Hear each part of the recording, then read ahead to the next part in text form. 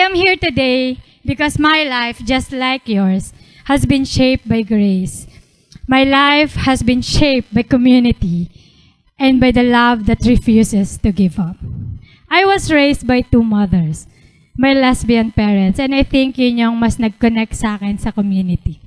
Sa aming tahanan, natutunan ko na ang pamilya ay hindi lamang nakabatay sa tradisyon o kung paano ito dinedefine o inilalarawan ng lipunan. Ang pamilya ay nakatungtong sa pagmamahal, sa respeto, sa pagtutulungan at araw-araw na sigawan. Tunggalian kasi yon. So my mother taught me kindness, my mothers, when the world was cruel, courage when others is judged, and dignity when prejudice tried to shame us. Sa bahay pa lang, dama ko na ang mga konseptong ito. Naituro at naitanim na ito sa akin ng aking mga magulang. Ang pagmamahal na walang hinihintay na kapalit.